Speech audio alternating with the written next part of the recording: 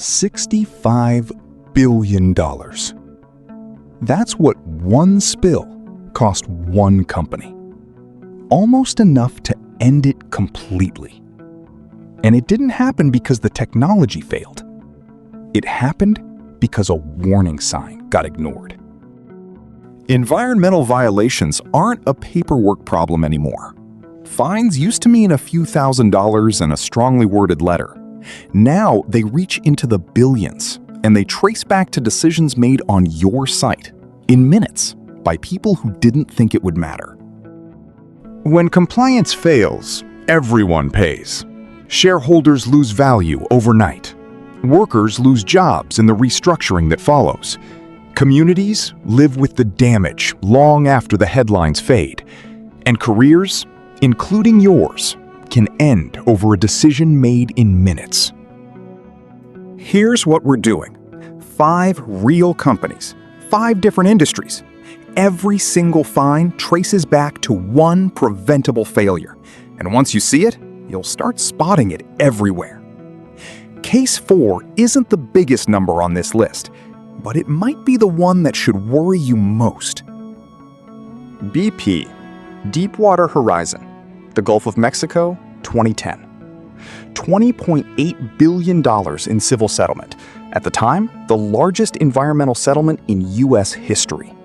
But that wasn't the final number. By 2018, the total cost to BP, cleanup, fines, settlements, had passed $65 billion. The cause wasn't exotic. A blowout preventer failed, and warning signs leading up to it were documented, but never escalated. 87 days, 134 million gallons. One safety system that nobody had verified was working. Volkswagen, the Dieselgate scandal, 2015. Software installed across 11 million vehicles worldwide, built to detect when a car was being tested, and cheat on purpose. By 2020, the total cost had passed $33 billion. Some estimates put it closer to 37. This wasn't a technical failure.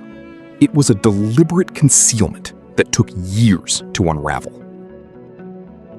The defeat device only activated during testing. Engineers built a system to cheat the exact monitoring designed to catch them. Cummins, a Clean Air Act settlement finalized in 2023. Defeat devices found on nearly 1 million Ram pickup truck engines. $1.675 billion, and it's the largest civil penalty ever issued under the Clean Air Act. The company never admitted wrongdoing, but the fine became the record anyway. Nearly 1 million engines, one record-setting settlement, 0 admission of wrongdoing. Araco Construction Company, a Clean Air Act violation, 2017. Asbestos-containing materials removed illegally during a demolition. $1.5 million. Compared to the other cases tonight, that's a small number. But it came with 3 years of corporate probation, and it proves something the bigger cases don't. Enforcement doesn't wait for billion-dollar companies. This wasn't a mega project. That's the point. A mid-sized contractor, proving enforcement doesn't care how big your company is. Look back at all 4 cases. A control that existed but wasn't followed. A warning sign that was documented but never escalated. A monitoring system that was bypassed, not broken. Multi-billion-dollar company or mid-sized contractor. The size of the business didn't change the outcome. The root cause was the same every time. So, could this happen on your site? Are your monitoring systems independently verified or just self-reported? Is hazardous material handling documented all the way through, or does it stop at the checklist? Are warning signs tracked to closure or filed away and forgotten? And is your EMS actually audited or just maintained on paper?